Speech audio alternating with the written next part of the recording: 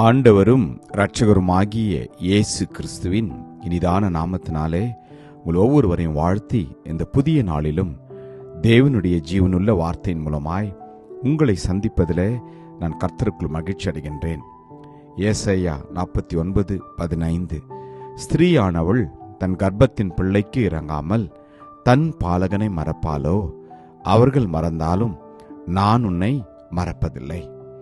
Isaiah 49:15 Can a woman forget her nursing child and not have compassion on the son of her womb?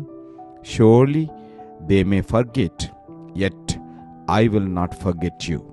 Amen. கர்த்தருடைய நாமம் மகிமைப்படுவதாக. உலக பிரகாரமாய் இருக்கிற ஒவ்வொரு தாயும் தன்னுடைய பிள்ளைகளை அவர்கள் ஒரு நாளும் மறப்பதில்லை. காரணம், 10 மாதங்களாய் அந்த குழந்தையை தன் வயிற்றிலே சுமந்து கஷ்டத்தோடு அந்த பிள்ளைகளை பெற்றெடுத்து அந்த பிள்ளைகளை பேணி காத்து அவர்களை வளர்த்தெடுப்பது அவர்கள் அந்த பிள்ளையின் மேல் வைத்திருக்கிற அன்பும் பாசத்தையும் காட்டுகின்றது. ஆம், வேதம் சொல்கின்றது, ஒருவேளை உலக பிரகாரமாக இருக்கின்ற தாய்மார்கள் தங்களுடைய பிள்ளைகளை ஒருவேளை மறக்கலாம். ஆனாலும் உங்களையும் என்னையும் ரட்சித்து உங்களுக்காகவும் எனக்காகவும் தன்னுடைய இரத்தத்தை சிந்தின இயேசு கிறிஸ்து நம்மை பார்த்து சொல்வது, நான் உங்களை மறப்பதில்லை. பெற்றோர்கள் மறந்து விடலாம், நண்பர்கள் மறந்து விடலாம், உறவினர்கள் கூட ஏன் மறந்து விடலாம், பிள்ளைகள் மறந்து விடலாம், நாம் நம்பினவர்கள் அநேக நேரத்தில் நம்மை மறந்து விடலாம். ஆனால் என் வேதம் சொல்கிறது, நான் உங்களை என் உள்ளங்கைகளிலே வரைந்து வைத்திருக்கிறேன் என்று. அப்படி என்றால் உங்களையும் என்னையும் மறவாத ஒருவர் இருக்கின்றார். நாம் தான் அநேக நேரங்களில் தேவனை மறந்து விடுகின்றோம். உங்களுக்கும் எனக்கும் வருகின்ற பாடுகளின் நிமித்தமாய், கஷ்டத்தின் நிமித்தமாய், வியாதியின் நிமித்தமாய், நீங்களும் நானும் இந்த உலகத்தில் எதிர்கொள்கிற போராட்டத்தின் நிமித்தமாய் தேவனை மறந்து விடுகின்றோம்.